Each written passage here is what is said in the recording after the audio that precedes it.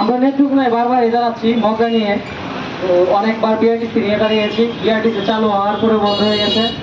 আর হাসপাতালের কথা বলতে গেলে দেখা যায় একটা সিন্ডিকেটের মধ্যে আছে হাসপাতালটা, ভালো সেবা পাওয়াটা খুব মুশকিল।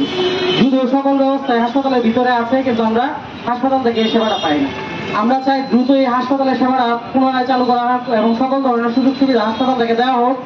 এবং হাসপাতালে দেখা যায় যে রিপ্রেজেন্টেটিভ গুলো থাকে, ওদেরকে বাইরে দাঁড়ানোর ব্যবস্থা করা হোক, হাসপাতালে যাতে কোনো জনভোগান্তি না হয়। আর বিআরটিসি বাস খুব দ্রুতই চালু করা প্রয়োজন। আমাদের রুট পারমিট রয়েছে, সবকিছু ওকে রয়েছে, আমরা শুধু বাসগুলো চালু করা প্রয়োজন।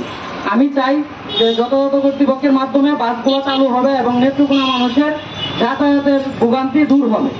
আর নেত্রকোনা মগরা নান্দনিকভাবে সাজানো হবে এবং মগরার পাশে আমি চাই যে একটা রাস্তা করা হোক, যে রাস্তাটাতে পার্কের মতো হাঁটা চড়া করা যাবে এবং উচ্ছেদ করতে হবে। এটা উচ্ছেদ করা খুব জরুরি। আর পূর্বে উচ্ছেদ হয়েছিল, এখনো উচ্ছেদ করা জরুরি। এটাই আমার শেষ দাবি।